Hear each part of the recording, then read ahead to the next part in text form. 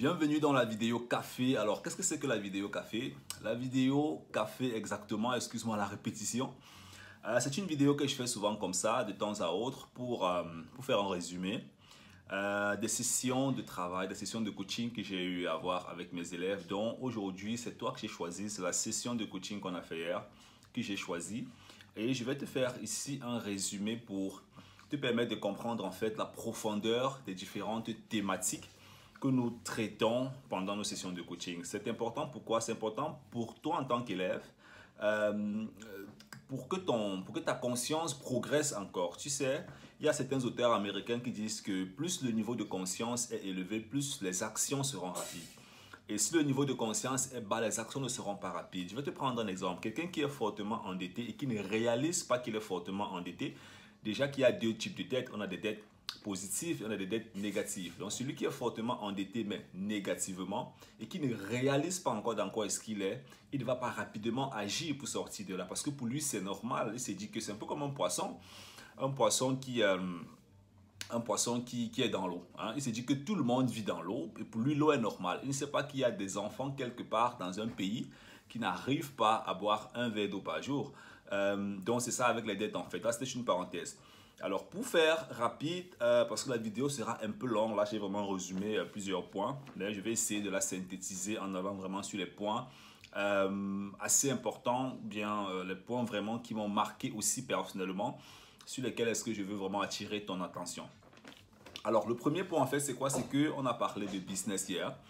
Et on a parlé de business, on a vu exactement comment, vu ta situation actuelle, tu peux faire à ce que ton business puisse rapidement progresser.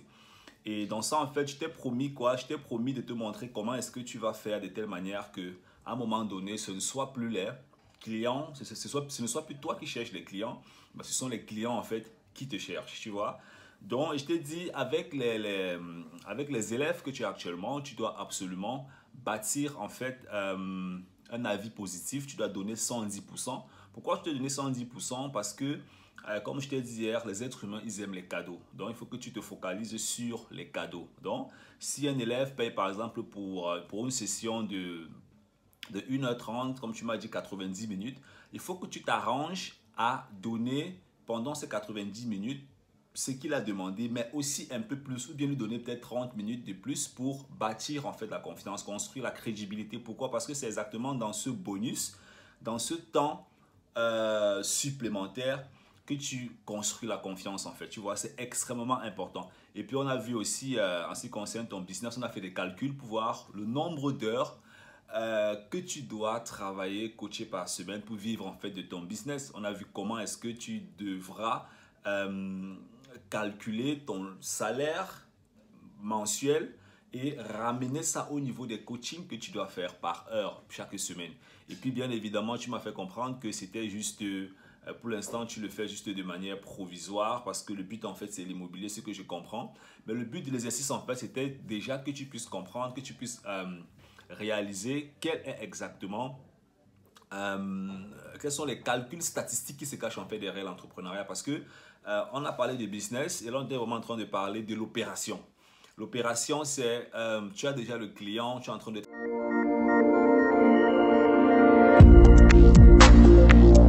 travailler avec lui. Ça c'est le côté opératif. Tu es vraiment en train d'opérer. Mais maintenant au-dessus du côté opératif, on a le côté normatif. Le côté normatif, là on est vraiment dans les objectifs, les stratégies. Où est-ce que tu aimerais que ton entreprise soit dans 5 ans, dans 10 ans? Comment est-ce que tu vois ça dans 5 ans, 10 ans? Quels sont les marchés que tu veux attaquer? Quelle est l'image que tu veux prospecter dehors dans 5 ans, 10 ans? Ça, on appelle ça l'entreprise normative. Et en dessous de l'entreprise normative, on a l'entreprise stratégique. Hein? Donc, on a l'entreprise normative, on a l'entreprise stratégique. Et puis, tout en bas, on a l'entreprise opérative. Donc, ce que tu es en train de faire actuellement, ça, c'est de l'opération. Donc, ça veut dire qu'à un moment donné, il faut que tu te définisses ta stratégie et puis tes objectifs tout en haut. Ça, c'est déjà le leadership et tout. Et voir les équipes que tu pourras aussi avoir besoin. Donc, ça, c'était juste une parenthèse. Côté business, on a parlé de ça. Je ne vais pas trop entrer en profondeur parce qu'on a encore traité plusieurs autres thématiques dans ce domaine qui n'ont pas vraiment qui ne sont pas souvent vues de manière physique, qui ne sont pas appréhendées de manière palpable, mais qui sont pourtant présents. Le deuxième point sur lequel nous avons aussi débattu, sur lequel on a développé des stratégies pour te permettre d'évoluer. C'était le secteur financier. Hein. Tu m'as fait comprendre que voilà, ça évolue déjà. Tu as déjà des pensées qui te rappellent à chaque temps comment est-ce que tu dois te comporter avec tes finances. Donc, tu sens déjà en fait qu'il y a quelque chose qui se vit au fond de toi. Et ça, c'est la première phase de la transformation. C'est exactement la phase où tu commences, bon, pas la première phase, mais c'est une phase importante de la transformation parce que c'est une phase où tu commences déjà à sentir que les pensées ne sont plus comme avant en fait. Et quand tu atteins cette phase en fait, bien quand ton esprit, ton cerveau est dans cette phase, c'est exactement là où tu dois rester dessus, continuer, continuer. C'est la raison pour laquelle tu dois continuer à faire les challenges, les exercices, les challenges, les exercices, les challenges, les exercices, les challenges, les exercices. Parce qu'il faut que ton cerveau soit rempli de ce genre de pensées. Il faut que ton cerveau soit plein de ce genre d'action ou bien de ce genre de réflexions financières qui te permettent de développer. Tu sais, on dépense tous, mais il y a des dépenses qui permettent de s'enrichir. Il y a des dépenses qui permettent de s'appauvrir. Déjà que investir, c'est dépenser.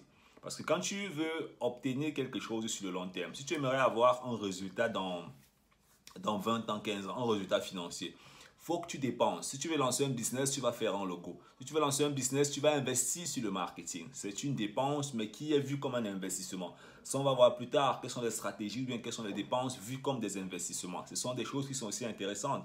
Mais le premier point ici, c'est ce que je dirais, comment est-ce que je peux appeler ça? Sur le côté financier, l'idée en fait, c'est que tu as pu déjà réaliser que chez toi, il se passe quelque chose. Il y a déjà ton cerveau. En fait, tu n'es plus tranquille. Ça me rappelle une de mes étudiantes avec qui j'ai commencé à travailler aussi il y a déjà, je dirais, dans les 7 mois. Et on a fait un challenge de 2 mois. Et à un moment donné, quand elle marchait avec ses amis, elle avait l'impression qu'elle marchait avec des gens qui étaient programmés à dépenser, à programmer pour devenir pauvre. Parce que comme je le dis souvent, personne d'entre nous ne vit bien ne naît avec ses connaissances. Personne d'entre nous ne vient au monde avec ses connaissances, business, finance, leadership, ainsi de suite. Non, on nous transmet une carte pour bâtir notre vie d'après ce que nos parents, comment est-ce que, d'après l'appréhension de nos parents sur la société. Donc nos parents nous donnent une sorte de, je vais appeler ça en fait, je vais appeler ça, je ne sais pas si tu peux voir. Je vais appeler ça la carte. Ça, c'est la carte que nos parents nous donnent. Et puis, ils nous disent, bon, ok, avec cette carte-là, tu dois bâtir ta vie. Qu'est-ce qu'il y a dans cette carte? École primaire, école secondaire, université, job, retraite, tu vois. On ne nous apprend pas à toucher le berceau. On ne nous apprend pas à toucher le fleuve de potentiel, d'opportunités, le fleuve des richesses qui est au fond de nous. On ne nous apprend pas ça. C'est la raison pour laquelle dans ce domaine, qui nous permet de développer notre potentiel, de grandir en tant qu'être humain, il est souvent parfois difficile au début. Pourquoi? Parce que c'est des choses qui sont complètement nouvelles. Ça, je peux comprendre. C'est des choses qui sont nouvelles, c'est des choses qu'on ne connaissait pas. On doit réintégrer de nouveaux comportements, de nouvelles habitudes. Mais en principe, même quand on regarde, ce n'est pas complètement difficile. Pourquoi? Parce que ce sont des choses en fait qu'on fait dans différents autres domaines dans la vie qu'on doit simplement transposer dans ce domaine qui est soit financier, business, entrepreneuriat. Parce que l'être humain persévère depuis qu'il est né. Même depuis le ventre, un enfant dans le ventre de sa mère, il persévère. Il y a des enfants qui n'atteignent pas 9 mois, l'autre qui atteignent 9 mois. Bon, ça c'est un autre sujet. Mais on peut dire qu'il a persévéré 9 mois. Quand il vient sur Terre, il persévère. On persévère tous parce qu'on doit rester en vie.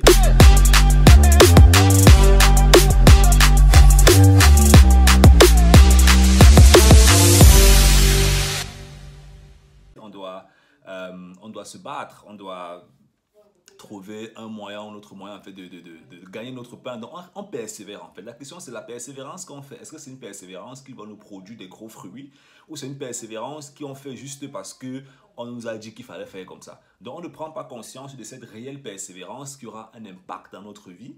Pour nous procurer des résultats positifs. Je vais prendre un exemple. Si tu veux épargner par exemple 50 000 euros, il faut que tu sois discipliné, que tu persévères chaque mois, hein, que tu saches que c'est pour 50 000 euros pour faire comme ça. Ça devient un challenge sur lequel est-ce que tu dois appliquer des méthodes mensuelles pendant une certaine période pour atteindre un résultat. Ce sont des choses qu'on fait depuis qu'on est petit.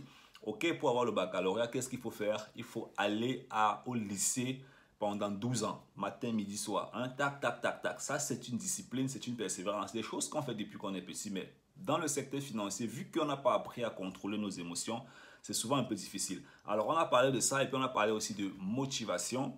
Voilà, il était question de te faire comprendre que la vraie et la réelle motivation, la motivation qui va te permettre en fait de passer à une étape supérieure, c'est la motivation qui est au fond de toi. C'est la raison pour laquelle tu dois toujours regarder tes objectifs, tu dois toujours regarder tout ce qu'on s'est défini au début comme objectif, tu dois être connecté avec ça.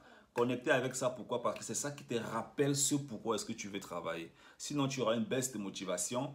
La motivation qui est faite, qui est prise de l'extérieur, c'est une motivation qui tarit souvent ou bien qui est difficile en fait à entretenir sur le long terme. Tu vois, donc tu dois absolument trouver ou bien rester toujours connecté avec la vraie motivation. Et la vraie motivation, c'est laquelle? C'est la motivation qui est au fond de toi. Laisse-moi prendre une tasse de café, s'il te plaît.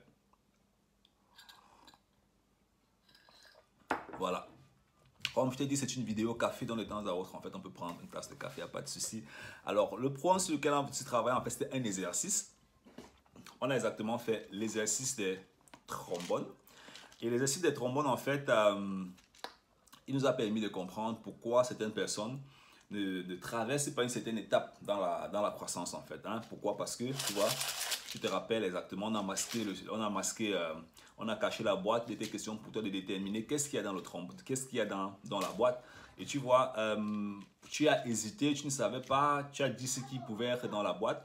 Mais avec le temps, tu as quand même trouvé ce qui était dans la boîte. Mais je t'ai encore posé la question plusieurs fois. Donc, je t'ai rendu en fait dubitatif. Tu vois, je t'ai fait douter en fait de ta sûreté. Et c'est ça en fait avec beaucoup d'êtres humains. C'est que certaines personnes savent comment on va faire quelque chose, mais doutent en fait d'eux.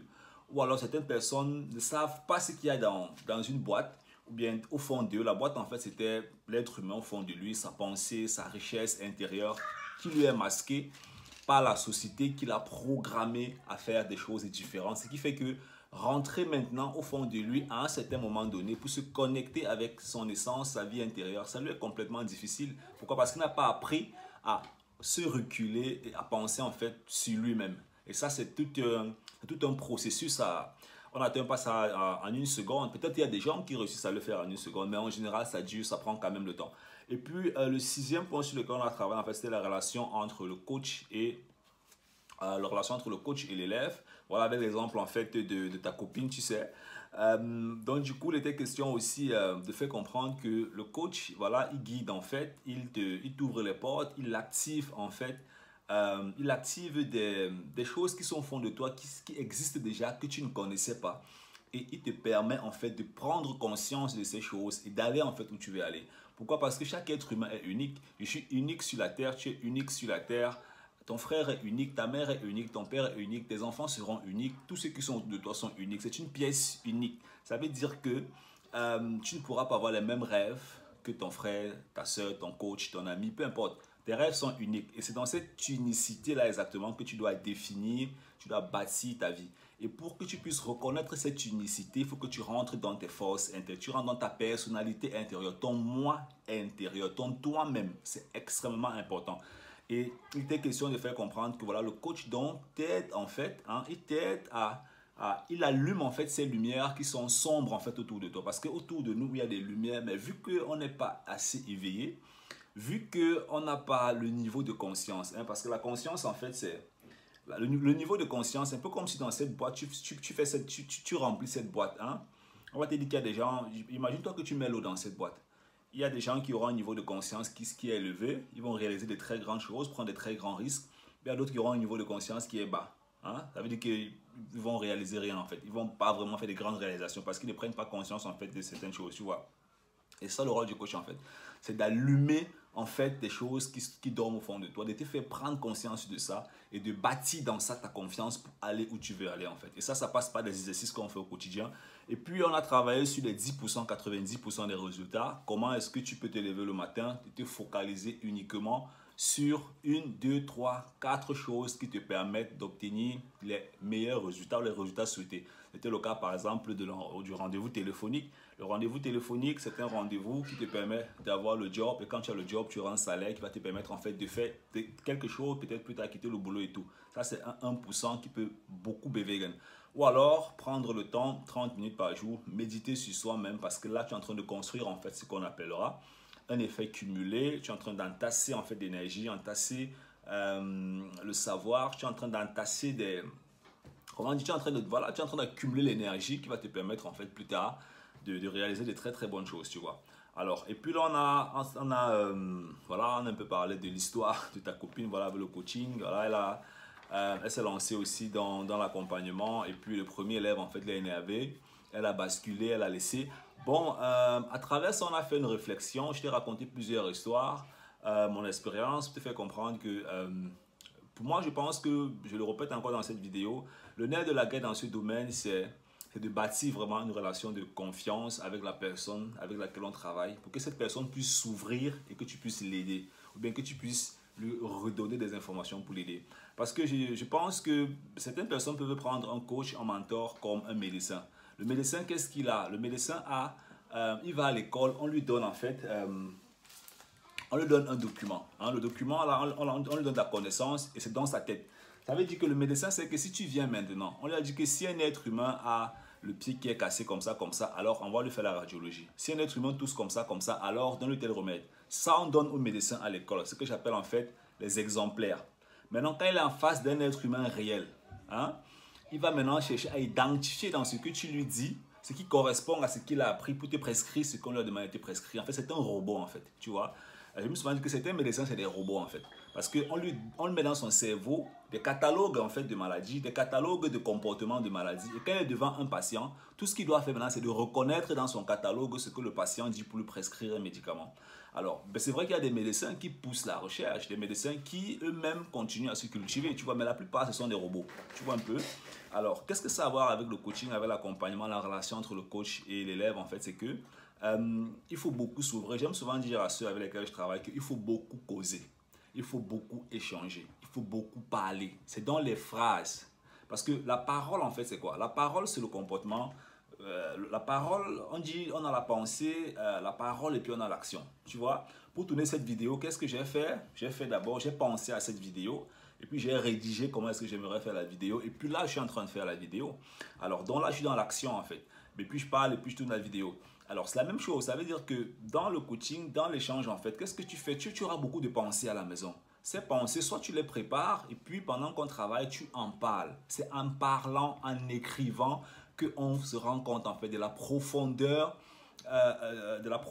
du niveau de connaissance ou du manque de connaissance ou bien du travail qu'il faut encore faire ou bien des bougies éteintes qu'il faut allumer au fond de l'être humain. Et c'est en causant en fait. Si tu vois n'importe quel coach, tu peux voir même les plus grands coachs du monde entier, tu le rencontres, dès que vous rencontrez, tu restes muet pendant 45 minutes. Il va faire quoi? Il va rien faire. Il faut que tu parles pour qu'il capte, il prenne le mot. C'est dans le mot qu'il prend qu'il trouve la solution. C'est comme ça parce que les êtres humains, la manière avec laquelle est-ce que tu places les mots, la manière avec laquelle est-ce que tu raisonnes, ça suffit déjà pour catégoriser en fait ton type de mindset, ton type de comportement, ça suffit pour savoir où est-ce qu'il faut faire quoi. C'est pour ça qu'il faut beaucoup causer. C'est pour ça que moi j'aime causer avec ceux avec lesquels est-ce que je travaille parce que c'est en causant avec eux que je me rends moi-même compte que bon ok, ici il faut qu'on allume encore telle bougie, là il faut qu'on allume telle bougie, là il faut qu'on allume telle bougie, là il faut qu'on éteigne cette bougie parce que ça n'aide pas, là. Et c'est comme ça que plus on allume les bougies, plus le corps brille, ça brille et en fin de compte, on atteint les résultats. Donc c'est un processus. Alors, l'autre point donc, qui était aussi intéressant, c'était l'effet des résultats qui apparaît dans le réel. Voilà, on a parlé en fait de ces 3 étapes. Je l'ai parlé aussi tout à l'heure. Fait comprendre que parce que là, quand on a débattu sur les finances, tu avais dit tu ressens déjà certains changements. Mais les changements sont encore mentaux.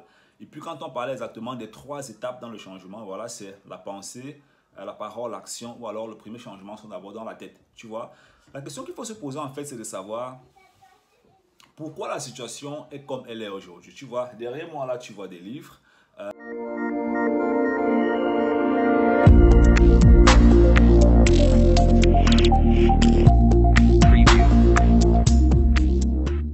Tu vois des trucs que j'ai affichés partout.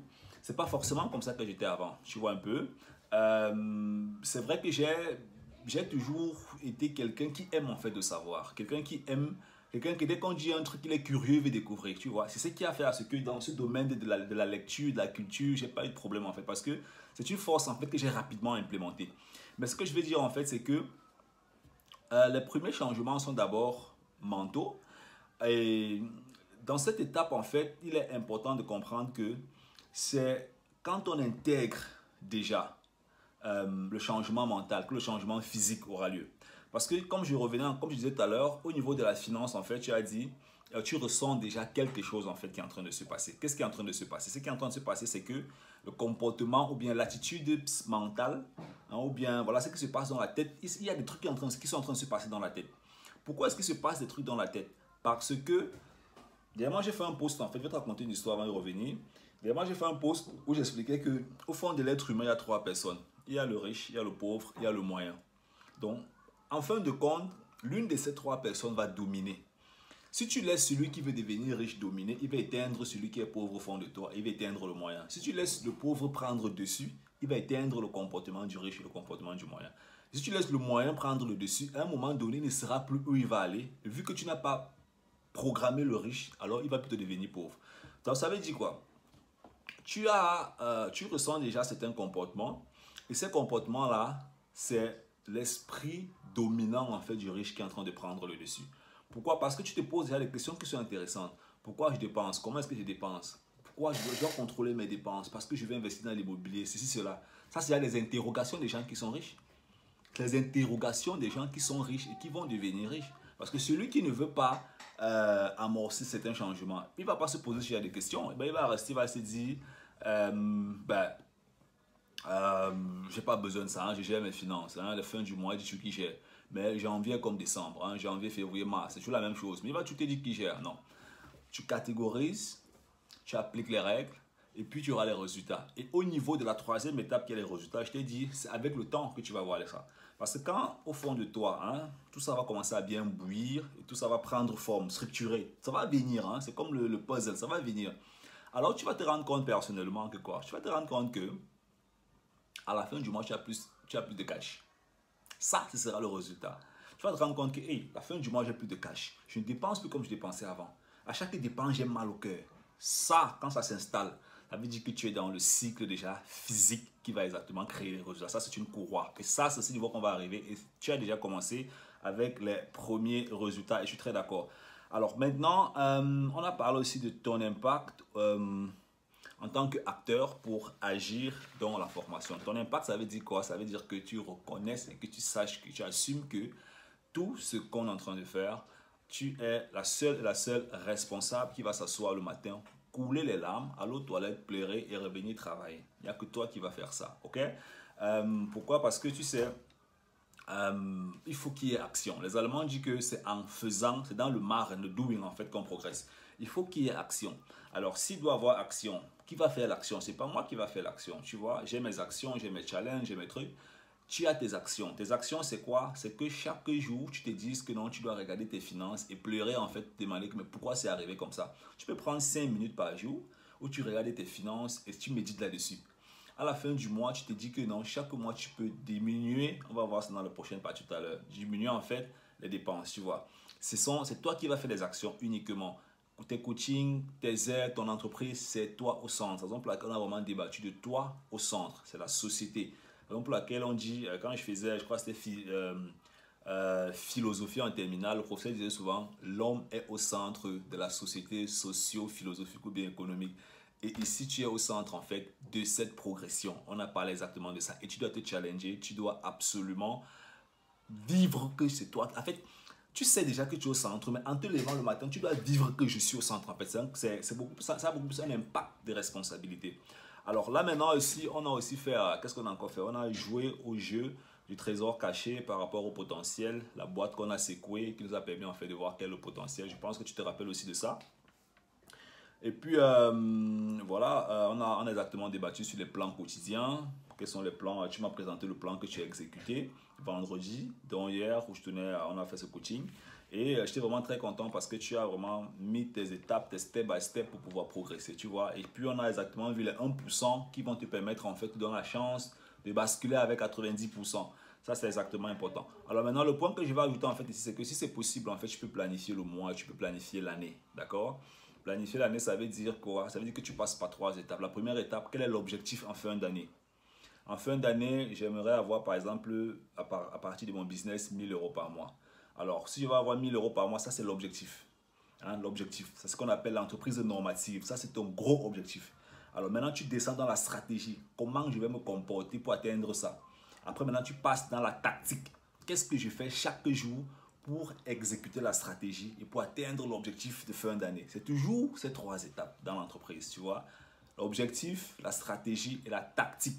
Donc, ce que tu fais au quotidien, tu écris tu vas voir un post sur eBay, tu fais une campagne marketing, ça, c'est la tactique. Ça, c'est la tactique. Parce que si tu vas vendre 1000 euros, alors il faudra que tu aies peut-être 200 demandes de services, ainsi de suite, ainsi de suite. Donc, il faudra que tu postes peut-être, ou bien que tu mettes des annonces régulièrement, ou bien que tu vois que tu développes ton site, c'est des choses. Tout ça, c'est la tactique en fait. Aussi longtemps que tu ne comprends pas la différence entre l'objectif, la stratégie et la tactique, tu auras l'impression d'être perdu.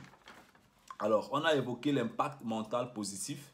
Voilà, sur le comportement des finances. Voilà, et là, comme je l'ai dit, il était vraiment question aussi de comprendre que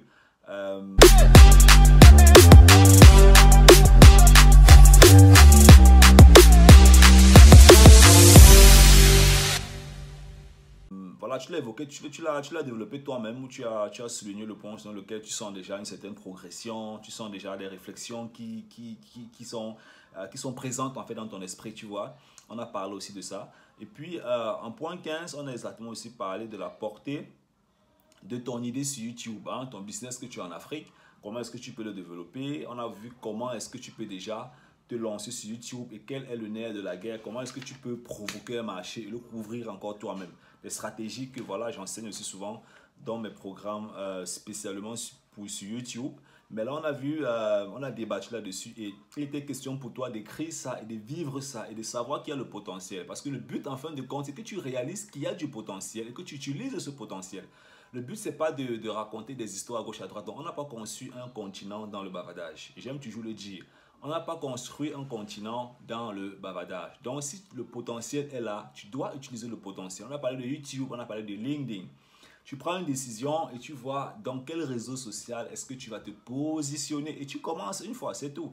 Alors, et puis maintenant, je t'ai proposé LinkedIn pour lancer ton business, bien pour développer votre entreprise au Cameroun sur LinkedIn. Je suis beaucoup de personnes sur LinkedIn. Il y a des gens qui me contactent parfois, beaucoup d'entrepreneurs. Parfois, je vois des gens qui me contactent, me proposer leur service. Ils ont un contact, 2 followers. Je dis, bah, comment est-ce que tu fais? Est-ce que tu proposes ça en arrière-plan? Même si tu proposes en arrière-plan, quelle est la stratégie? Quel est le système que tu utilises? Je t'ai proposé ça aussi, de te lancer là-dessus, de travailler le CI, l'identité corporelle.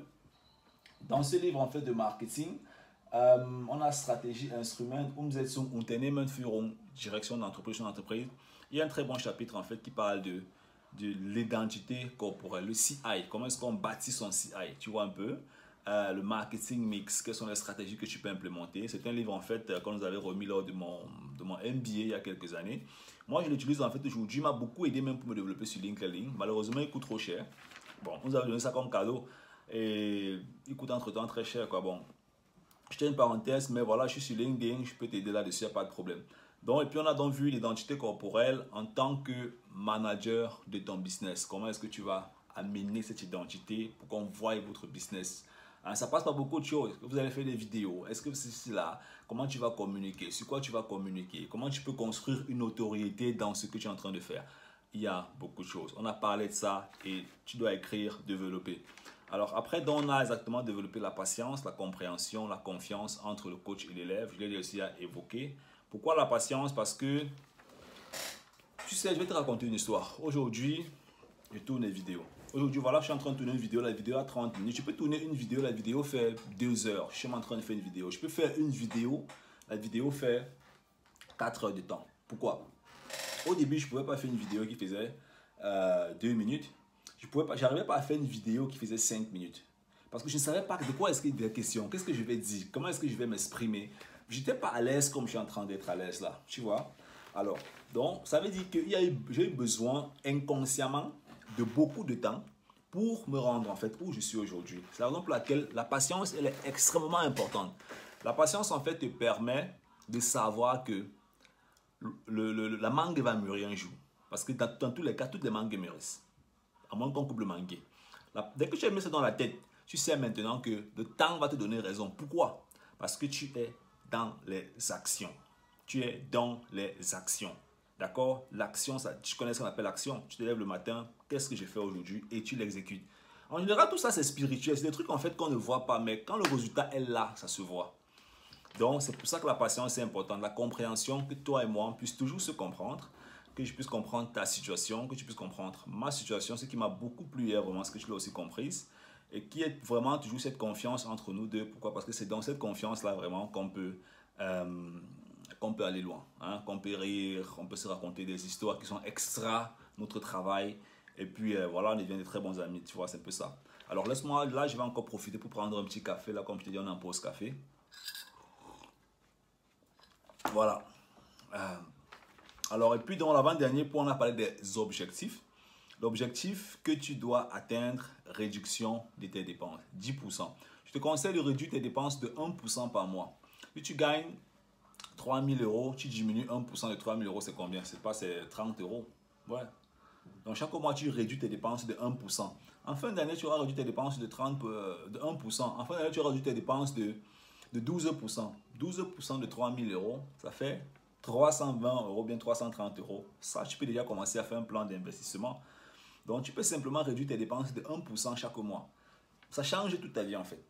Je comprends la situation qu'il ne faut pas se faire violemment. Je suis simplement un être humain, tu vois un peu. Mais si c'est 0,5% qu'il faut réduire chaque mois, alors 0,5%. Le cadeau ou la bénédiction dans tout ça, c'est que il y a ce qu'on appelle le pouvoir du temps. Quand sur le temps, tu mets un programme que tu appliques, tu as les résultats. Ne te dérange pas pour ça. C'est la loi c'est une loi que Dieu a donnée comme ça aux êtres humains. C'est comme ça va fonctionner. Parce qu'il y a la loi du temps et puis il y a la loi des causes à effet dont on a aussi parlé. On a parlé de la loi de cause à effet. Comment est-ce que une action que tu fais provoque un grand résultat? Comment est-ce que les petites actions s'additionnent pour produire un grand résultat? On a exactement vu ça avec plein d'autres exemples, tu vois. Et au fur et à mesure, c'est comme ça. Je vais prendre un exemple, la loi de cause à effet. Alors, il a fallu que j'écoute mon idée, je prépare cette vidéo et là, je suis en train de la tourner et elle va te faire du bien, je suis sûr, tu vois. Alors, maintenant, pour finir, les questions que je t'explique en fait, pourquoi est-ce que j'ai fait cette vidéo? J'ai fait cette vidéo simplement pour plusieurs raisons. La première raison, en fait, c'est que ce que tu vois ici, je vais plutôt montrer déjà comment moi je travaille, pour te faire comprendre que, alors ce que tu vois ici, les papiers, c'est 2 pages, donc ça veut dire 1, 2, 3, j'ai 21 points en tout. 21 points plus la vidéo, ça va faire 22 points. Alors, bon, maintenant, chacun de ces points aura un impact différent. Les points que j'ai écrits sur ce papier que je t'ai présenté sur la vidéo, que tu es en train d'écouter, qui vont te faire du bien, c'est ce que j'appelle en fait la documentation pour construire sa confiance, la documentation pour développer son mindset, la documentation pour réaliser quelle est ta valeur et quelle est la valeur que tu apportes aux gens dans la vie. C'est un exercice que je fais, comme je t'ai dit plusieurs fois, depuis plusieurs années. Et je t'ai montré les classeurs avec lesquels je travaille constamment. C'est un exercice qui permet de créer la valeur, qui permet de s'estimer soi-même, qui permet de progresser. Je me suis donné comme challenge, quand on a commencé d'écrire chaque jour 20 points qui sont positifs dans ma vie, 20 choses que j'ai réalisées la journée précédente, qui étaient merveilleuses, qui ont permis aux gens de progresser, qui m'ont permis de prendre encore un peu plus de valeur. Donc voilà, et je le fais depuis. Et là, avec cette vidéo, j'ai fini encore avec les autres 20 points. Et je pourrais aller jusqu'à 50 points, 40 points. Je me suis arrêté à 20 points. À un moment donné, je vais dire, ok, je passe à 30 points, à 50 points. Je vois ces 50 points, je peux les écrire, mais pour une question de discipline et pour ne pas avoir une baisse de niveau de confiance brutale, je préfère rester à 20 points. Pourquoi? Parce que je sais que je vais atteindre cet objectif de 20 points et je vais le faire. Et avec cette vidéo, ce ne sera pas 20 points, ce sera peut-être 100 points. Pourquoi? Parce que cette vidéo va créer ce que j'appelle un effet positif. Cette vidéo va créer ce que j'appelle un allumage, ou je ne sais pas comment on appelle ça en français. Ça va allumer en fait une bougie au fond de toi, ou bien au fond de ceux qui vont l'écouter. Et c'est ça en fait. Et ce sera un effet positif en fait. Ce sera une bougie qui va briller de plus. Et c'est exactement comme ça. Donc j'espère que cette vidéo t'a plu. Et le but en fait c'était vraiment de te transmettre l'information, te faire un résumé, te motiver. Voilà, j'ai fait la vidéo en 33 minutes. Ça veut dire que toi aussi tu peux faire une vidéo en 33 minutes.